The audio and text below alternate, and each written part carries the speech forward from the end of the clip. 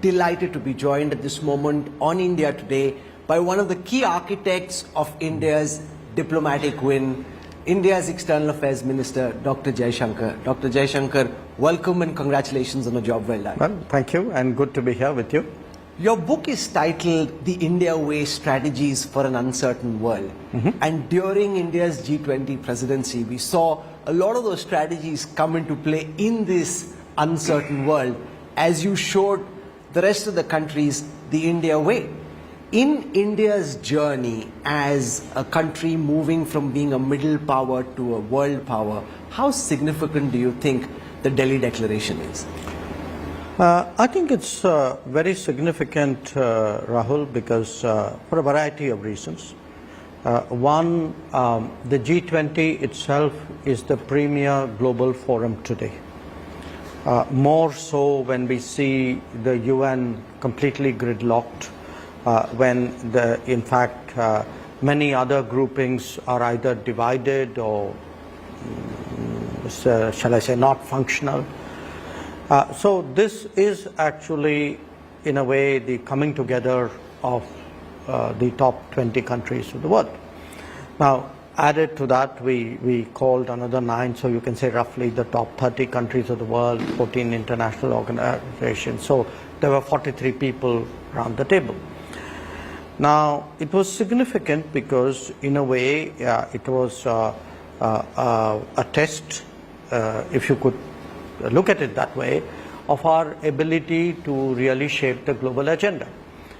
To say that look, at this time, in our view, these 1, 2, 3, 4, 5 are the pressing issues, and in our view, that's really what the premier forum should be discussing. So to the extent that we actually got the G20 to focus on the global south, to look at today's world and its problems in a particular way, I would say that in itself was one achievement. The second was, it's a very polarized world. It's very polarized, you can say east-west. It's also very divided north-south. It's not just the Ukraine conflict. I think the COVID pandemic has really wreaked havoc on the international system. And there are other issues. I mean, there are fundamental issues about the inequity of the current global order. So here is India. You have an east-west issue. You have a north-south issue. So it was also in some ways a test of our ability to forge a consensus, to find a common landing point. And then it was for ourselves, you could say a self-imposed or a self-set way of testing ourselves, that today, in the past we've always done any gathering in a very kind of sarkari, bureaucratic way. Can we do it differently? Can we take it out to the rest of the country? Can we link it to what is happening in societies? Can we make people feel that yes, this is an event or a responsibility in which I too have some connection? And I think in terms therefore of the agenda, in terms of the bridge building, in terms of the manner in which it was done, I think each one of them was a significant step forward to us. So certainly to me, Indian foreign policy or Indian diplomacy post G20 looks, I mean, I would say there are good reasons to be satisfied with it. In each of the ministerial meetings that happened since India's G20 presidency began, there was lack of consensus, largely on account of the Russia-Ukraine war and how those words should be framed. Were you apprehensive that at the end of the G20 summit there may be no joint communique, as was being widely feared in many capitals, that it will be just too much, the gaps are too many to bridge? The Indian opposition in any case was waiting to pronounce the G20 a big failure? Well, look, I would say the way we handled it was from the very start to tell the G20 and or to make them all accept this, which is wherever we get agreement, let's lock that in. So we didn't want a situation where, let us say, out of 30 paras, you didn't agree on 2. So you lost all 30 paragraphs. So you sort of said, okay, I give you an example. I myself chaired the development ministers meeting. Now we all agreed, all of us, all 20 of us, that the sustainable development goals had fallen well behind. It was a source of enormous global anxiety. So if we could lock that in, and we did it as a standalone document. Similarly, the idea that, the idea of a lifestyle for sustainability. Everybody said, okay, I mean, we understand it, we buy it, we like it, we lock that in. So our approach was, therefore, what you could get unanimity about, lock that in, where you couldn't, in a sense, keep trying meeting after meeting after meeting to narrow that divide. And I think in retrospect, it was a sensible strategy, because what it did was it left us in the last, let's say, 2 weeks to the summit, a relatively limited number of issues, of which, of course, the Ukraine, the geopolitical paragraph, as they say, was among the most problematic. Now, here too, one part of me said, yes, look, we've isolated the issue, let's work it through. But it wasn't just a question of, finding the right words and, shall I say, finessing it with good language. What was happening in the real world, if you would, was also that at various levels, the Sherpa and the Sherpa's team were talking, I was talking to my counterparts, at certain points of play where required, Prime Minister himself came in. So we also knew that, in many ways, a lot of countries were invested in the G20. They were invested in the presidency of the G20, in the current presidency of the G20. And that gave me a lot of confidence that, look, at the end of the day, there would be a desire on everybody's part to find a landing ground. So, I always believed that we would get it done. The question was, that doesn't mean it happens on its own. The last few days, I think, were particularly, in a sense, challenging. But there were some things we did which were very useful. Prime Minister, for example, in the middle of, on the eve of G20, actually made a half-a-day trip to Indonesia. Okay, he flew overnight, reached Indonesia, spent a few hours, took up, and then came back. Now, the impact of that was, if, the others got the message that here was a Prime Minister willing to put himself out for the success of somebody else's event. Now, it generates naturally at the leadership level that sense that, look, if he is willing to do it for others, we also need to reciprocate. We need to back him up. Both before the G20 and actually at that meeting, including the day, the morning when we finally got the conclusion. There were still issues which needed to be resolved, and in some cases I had to ask him, saying, it'd be good if you could speak to your counterpart, and he did that? Yes, he did that. Do you think his stature has gone up in the eyes of the world as India's voice in the global stage as a result of this declaration? I can put it both ways. I think the declaration also happened because his stature had gone up. Yeah. When he sort of brought up the issue with some of his counterparts, the fact that this was Prime Minister Modi himself bringing up the issue, I think definitely had an impact on his counterparts. And then, typically what happens is they then tell the people, saying, okay, look, make a harder effort, find some fix. So So this was happening at multiple levels. Minister, the Delhi Declaration has been criticized by a few for toning down the language of the Russia-Ukraine war, saying that, references to Russian aggression have been done away with, and in some senses this is a bit of a cop-out given what we're seeing in Ukraine at this moment. How do you explain or justify that? No, I first of all, I don't agree with that.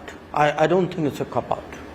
In fact, I think the people who are putting it that way are not understanding really what is happening in the world. And I'll explain to you why. Look, the first thing is we had a formulation which was circa November 2022 at Bali. Now, haven't things changed after that? I mean, has time stood still? Are we exactly in September 2023 where we were in November 22? Of course we are not. So now tell me, if we are to do a cut and paste of Bali, if your entire analysis is, so there is Bali, where is the, what is it you have changed, and that becomes a plus or a minus exercise. I think it's lazy. I think it's very mechanical. It also ignores what has happened since then. And most of all, and this is very fundamental to us, look at actually what are the new issues which have been flagged. So let me give you an understanding of what it is which we did this time. If you see the fundamental, I would say the core concept of our core agenda of our G20, it was really about the global south. Now the Ukraine conflict has directly impacted the global south. So that didn't come through in Bali. Now tell me, a year after that, given food shortages, given inflation, given energy shortages, given the impact it has had on economies across the developing world, don't you think in fairness we needed to reflect that? So the idea that we should, just do a cut and paste and stick with exactly what was Bali, I think would have been an enormous, not just disservice, I think it would have been a huge disappointment to 130 countries in the world. Now I'll give you a second example. What is a crucial issue today? The Black Sea grain corridor. Okay, the fact that, that worked and now it's not working, should that not have been included? Let me give you a third example. There are today concerns that the infrastructure which delivers on food or fertilizers, that is being attacked. Should that not be included in this? So, to my mind, actually, and in fact, I can even add a fourth one.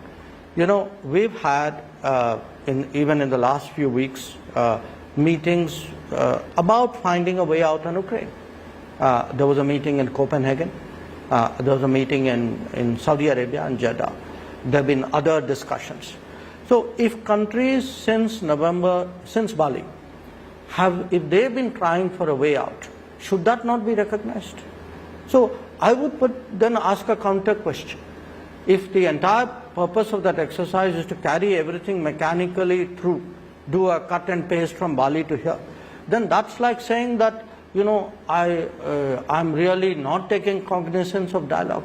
I attach no importance to food security, or the Black Sea grain corridor doesn't matter to me. Now, that's not the view of the majority of countries. So we had to find a different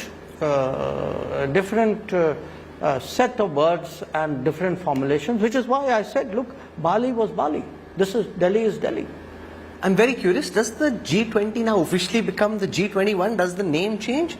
Well, I'm not quite sure how that works. If you are not sure, then how is anybody supposed to be sure? Meaning, what happened was, in a sense, G20, yes, it's 20 countries, but G20 has also become a brand. Okay.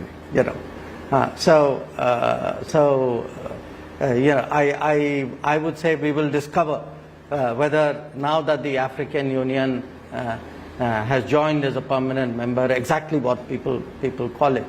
This G20 did not address that question. Why was the inclusion of the African Union into the G20 such a key priority for the Modi government? How is India's approach to countries in Africa likely to be different from what China has been doing? Because over the last 2 decades, they've been building deep linkages, which has left a lot of African countries in deep debt. So how is our approach likely to be different, Minister?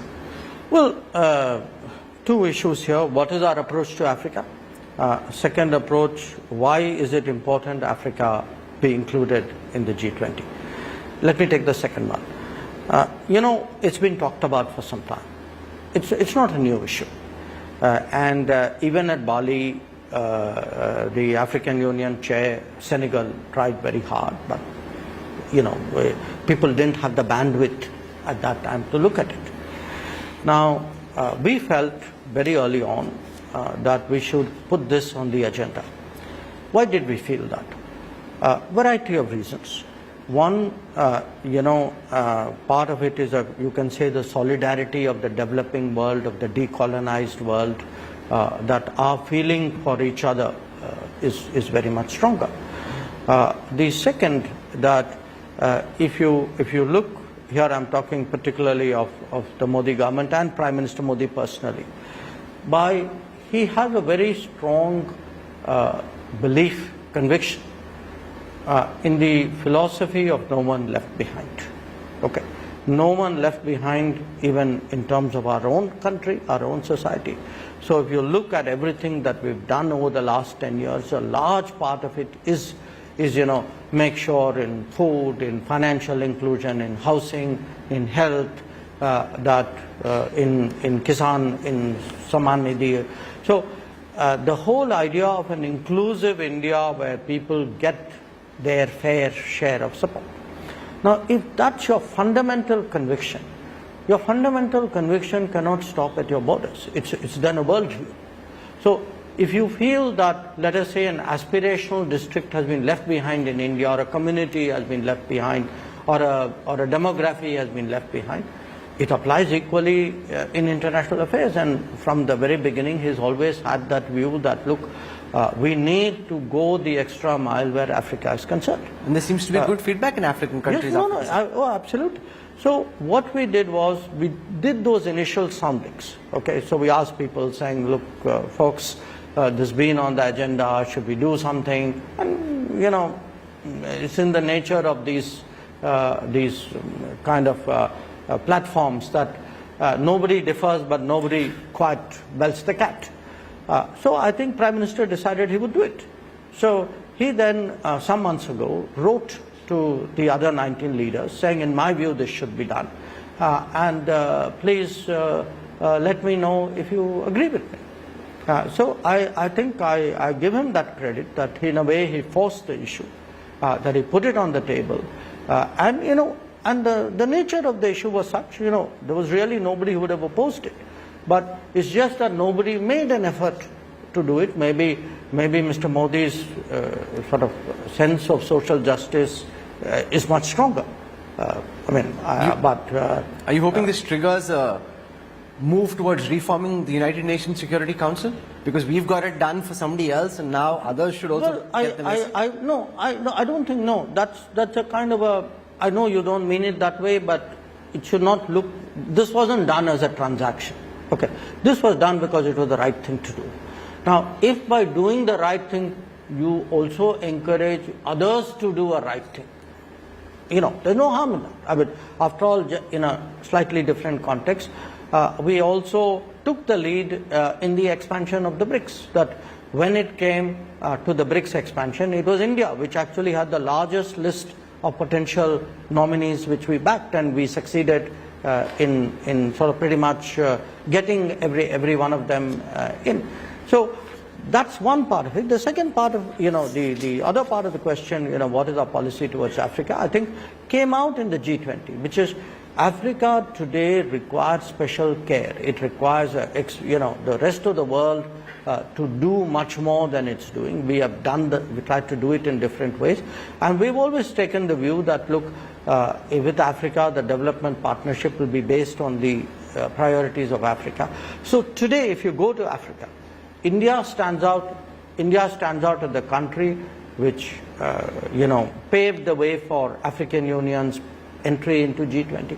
India stands out as a country which actually stood by them during the COVID, which has actually done this global south. I mean, if global south is today an accepted word, and all of this has happened in the last 10 months, that in the last 10 months, this concept of global south, as I say, it's not just entered the lexicon of diplomacy, it's entered the conscience of nations, that people appreciate, they buy into it, and I think for me, it's one of the key outcomes of the New Delhi summit. One of the other big outcomes, not directly in the G20 but on the sidelines, was the announcement about the India, Mideast, Europe economic corridor. Now, some are calling this like a boat and rail initiative to take on China's BRI, or in some ways the old spice route being revived to take on the Silk Route. So all the policy wonks are having a field day there.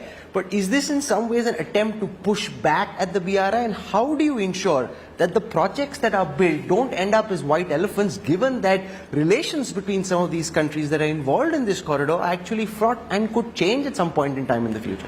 Well, look, my first comment would be that the project stands on its own merits. I really don't think everything needs to be compared with China. I mean, China does its thing; it's welcome to do it. But I think I as India don't have to do things because China is doing something. I as India have my interests, my rights, my ambitions, my opportunities, and my friendships. So you see all of this today in play. So what is it we are trying to do? We are really looking today at a favorable geopolitical landscape and trying to do something which the world of commerce has done for 2000 years, which is to take two very important parts of the global economy, Europe and India, or should I say India and Europe, in that order actually. And I mean, this was there. I mean, it's not something new. I mean, you read Roman history, you read Mauryan history. Even when people talked about the fall of Constantinople, essentially blocked the land route from where? From India to Europe. Okay. If you look at this whole idea of Vasco da Gama and Bartholomew Dias, history we learnt at school. What was it about? It was a bunch of Europeans trying to find a way to India. Okay. So in that sense, I mean, Indians should realize we actually have been at the center of the world. Much of the world actually did things in search of a route to India. I mean, of which discovering America was one of them. So for me, this has a very fundamental, centuries-old relevance, which is the more routes, better routes, user-friendly routes you can create for movements of goods and possibly people between two big economic centers, with everybody else benefiting on the way. There's an enormous logic to it. Now, could it end up like a white elephant? I don't think so, because I think there's a fundamental sort of viability to it, because if you look at the partners involved, these are all market economies. These are countries, who would, by the very nature of their economy, would make a commercial viability assessment before proceeding on something. And today, the talks which Prime Minister had with the Saudi Crown Prince, I think, reaffirmed a lot of that. So I think it's the joint project of very hard-headed, very practical, very market-based countries who have the comfort to come together as a consortium to take this forward. Let's spend a moment on the Saudi prince's state visit to India. Stayed back an extra day. Now, the Modi government is unabashed about its Hindutva credentials, and yet has been able to wean away countries like Saudi Arabia, Egypt, UAE from Pakistan's tight embrace. How do you see this evolve from where we've reached? You know, I would use somewhat different terms, not just as a political correctness, but really as a way, to my mind, of how we are perceived by our partners abroad. I think the Modi government is perceived as more authentically Indian, that these are people, you know, deeply rooted in their culture and traditions and beliefs, and are proud of it, and you know, they are what they seem to be. In a lot of countries, especially in the Gulf, and that's my experience, it actually evokes respect. Because after all, in many countries, they're very comfortable being proud of what they are. So when they see today an India under Modi that is proud to be in Bharat, I think that resonates with them. So was there any chatter around Bharat? In the Like, where's G20, Bharat coming in the from? G20, yes. I mean, I won't say there's chatter, but some of the participants, some of the leaders, some of the ministers, when we were meeting and talking about it, and it made sense to a lot of them, because remember, in many cases, I cannot right now quantify it, but I can give you numerous examples of countries who have a certain word which is used by foreigners to describe them, or which they use when dealing with the world, you can say, and words which Exonym and endonym, right? Huh? Exonyms and endonyms. Yeah. So you have, let us say, an obvious example is Japan, which is Nippon, or Hungary, which I'm familiar with, which is Majar or Sak. So people use their self-descriptions for themselves, because in many ways it's a very natural, after all, what would I would use a word with which I'm most comfortable. So if I am truly comfortable with my traditions and culture and heritage, I will use a word from that.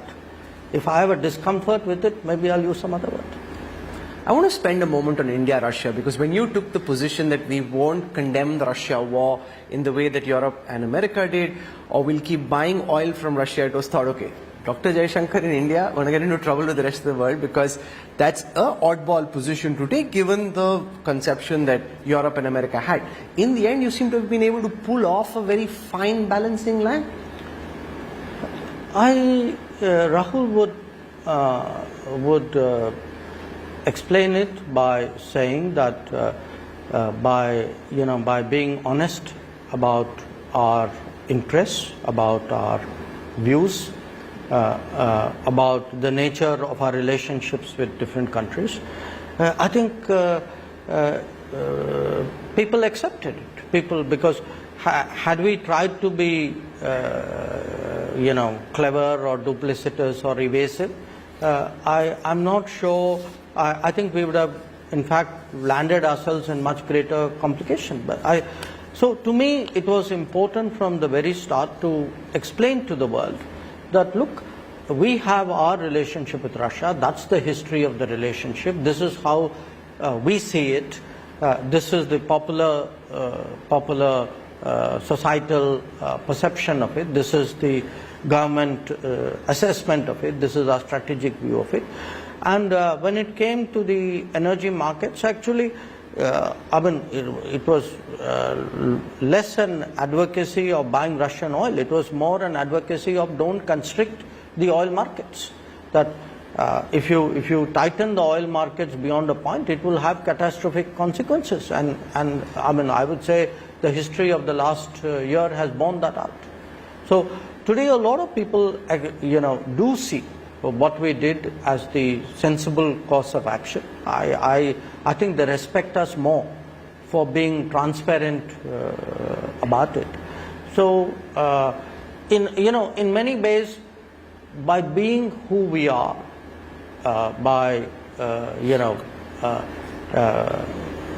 expressing our views and interests in an open but constructive manner, by trying to find middle ground. I think all these were actually inputs into how people reacted when crunch time came at G20. Finally, President Xi didn't come. Were you disappointed? In the end, it didn't matter. We still have a declaration, but India, China?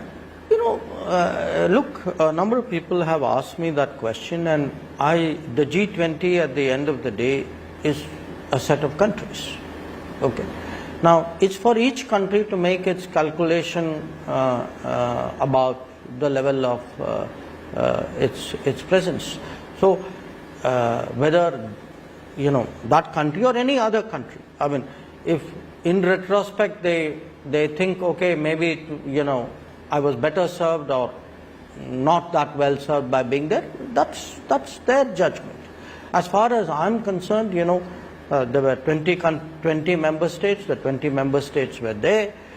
We actually, this has been, I've been doing G20s, barring one when I was not in the government, since Antalya in 2015. And I would say, in all honesty, this is not a self-serving statement. This has been the most substantive G20. Just look, forget the verbiage, all the excitement about it.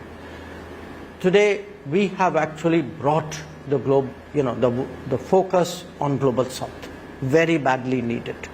We have today shown the spotlight on the fact that sustainable development goals have fallen behind, and we need an action plan to do it. We have actually highlighted the need for a green development pact, and that you need, there's no point talking about sustainability and the environment if you're not prepared to resource it. Now, to resource it, we have also pushed for a reform of the multilateral development banks. And the idea, and again, this G20, I think, was very, very powerful in terms of highlighting the digital public infrastructure. And, in many ways, you spoke about the chatter. I would say the maximum chatter there was actually about Chandrayaan. Really? Yeah. It came up in almost... Give an extra spring to your step? I think it gave an extra spring to the entire nation's step. Look, in some way, almost every leader in their remarks, in their interactions, it's had a huge kind of, I would say, their mind space today. It's really kind of pinged that radar. And the timing was perfect. Well, we were fortunate. How many hours of sleep have you been getting? I spoke to Amitabh Kant. He was looking forward to playing some golf. What's your jam? How do you get off the G20 treadmill? Well, I don't play golf, so my let us say my time requirements are less. No, it's been You play squash, right? Yeah. For everybody, it's been it's obviously it always happens when you are close to the finishing line that you push yourself. But it was I would say more than even caffeine. It was the adrenaline. The adrenaline keeps you going till you get it. And I think you can see that that picture where Prime Minister says that and good news coming in. Yes. So I think you just need to look at our facial expressions. I think it will answer your That's question. when you do like a mental fist bump and Yes. think, okay, we got this done. Yeah. This has been a delightful conversation. We had Borge Brande of the World Economic Forum speak about G3 in the next 10 years. We're still some distance away from that. The US, China, and India possibly defining the new global order. But this has been very significant, as you said, in terms of India's coming of age on the global stage, Prime Minister Modi rising in stature, and really sending a message from India, not just to the global south, but to the world at large. And history will mark the theorist and the practice. And you are showing, Dr. Jaishankar, a new India way. Thank you so much for your time. Appreciate it. Pleasure. Thank you. Thank you very much. Thank you.